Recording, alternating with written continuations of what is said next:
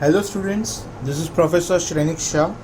In this video, we are going to learn the concept of moving coil galvanometer, or better known as MCG, moving coil galvanometer. So first let's understand the construction of this instrument. Basically we have two magnets or one horseshoe magnet for which the ends are formed in the concave shape. In between them we put a iron core and we place the coil across it. Now this is the top view, which makes it difficult for you to understand. So I draw simultaneously a 3D view also. So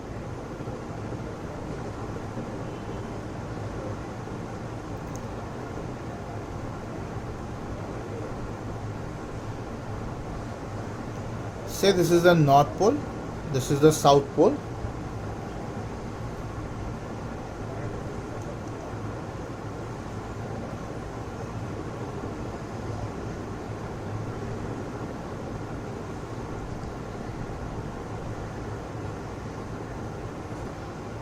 So if you can see now, it's a horseshoe magnet with the north pole and south pole.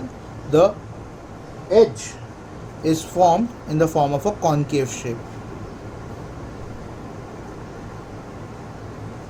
Okay. In between them we placed an iron core which is in the form of cylinder. So when you view it from top, it appears like a circle. And around or surrounding the iron core we have a rectangular coil which is like this. This rectangular coil, when you view it from top, it appears like a straight line. Now obviously this is hanging on top of it and hanging by a spring arrangement, which I am not drawing over here. And then there is a pointer attached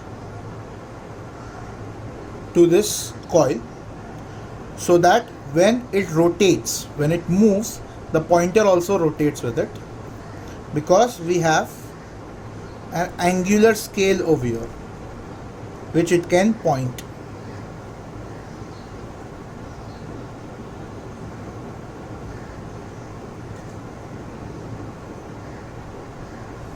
Something like this.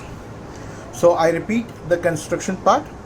First we have a horseshoe magnet for which the ends of the poles are made in the form of a concave shape. In between them we place a cylindrical iron core. On top of cylindrical iron core we make the coil of rectangular shape surrounding it, and we connect a pointer to that coil, and obviously that core and the coil is hanging with the help of a spring arrangement. Now what happens when you connect this with a circuit?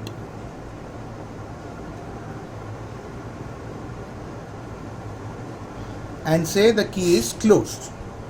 So when the current flows through this coil, we can say the coil which is having current in it is placed in an external magnetic field. So when the coil is placed, I should say current carrying coil, because without the current there is no effect. So current carrying coil is placed in external magnetic field.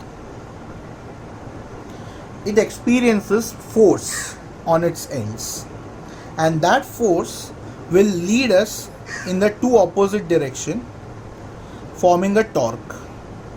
That torque formula is generally mb sine theta, where m is the magnetic moment of this current carrying coil, B is the external magnetic field, and theta is the angle between magnetic moment and the magnetic field. Now this particular thing, obviously this is the magnitude. In case of vector formula, torque is going to be m cross b.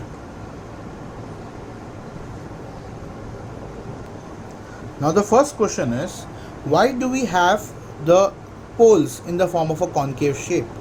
The reason for this, the magnetic field will not be only along the one line, but it will have multiple lines over here.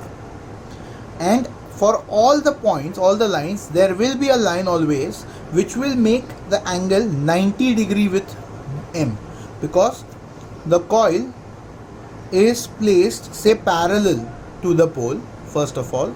Then the magnetic moment will be in this direction, because the magnetic moment is always perpendicular to the plane of the coil. Okay, and B is in this direction, so automatically they are always perpendicular.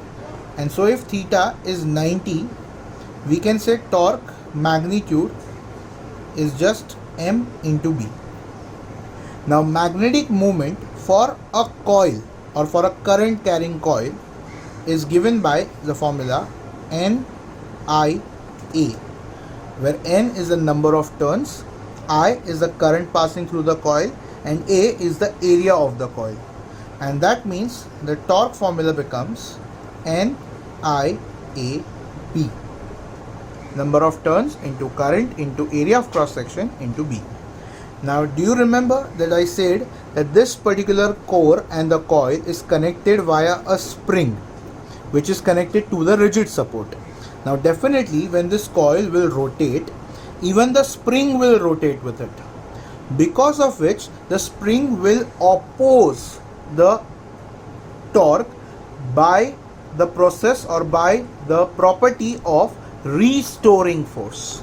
So here the restoring torque will come into picture for the spring. Now restoring torque, definitely if you remember oscillation, the restoring force is directly proportional to the displacement or directly proportional to the change or the extension.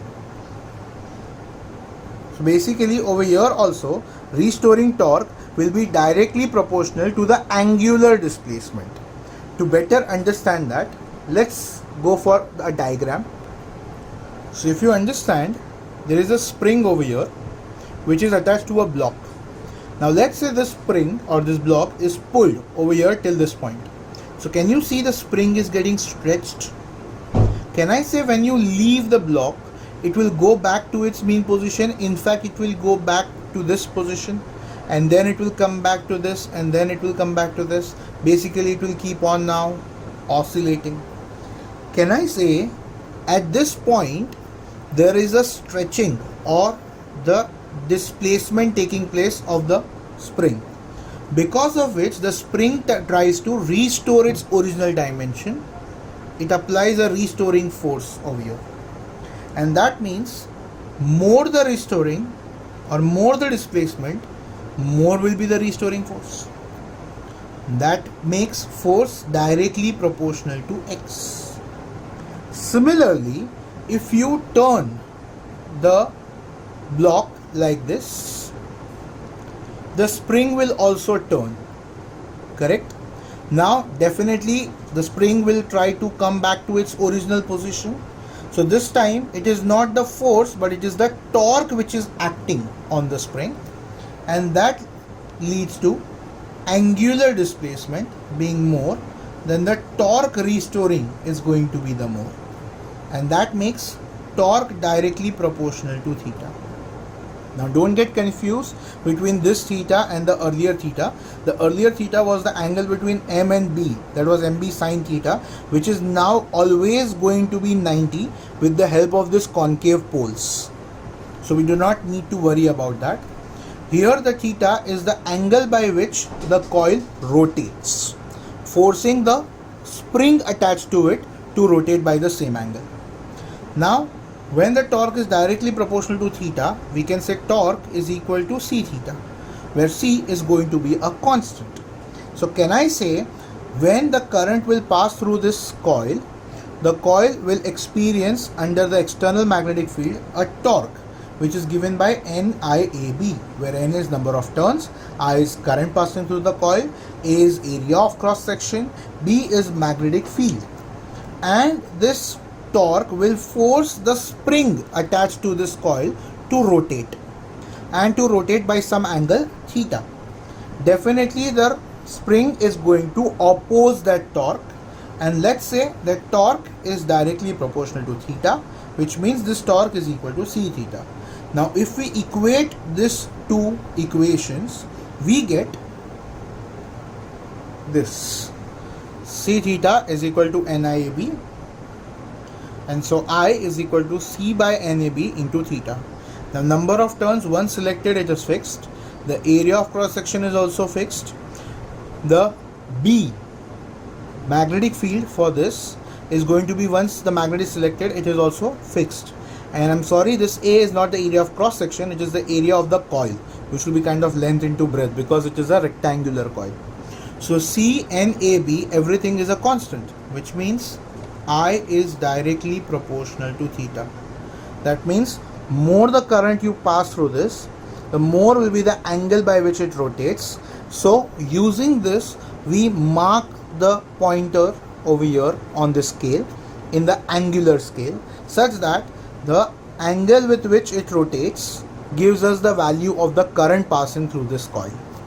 So this is the instrument which we use to measure the current with the help of the principle of I proportional to theta. I hope you understood the moving coil galvanometer as a whole. Thank you very much.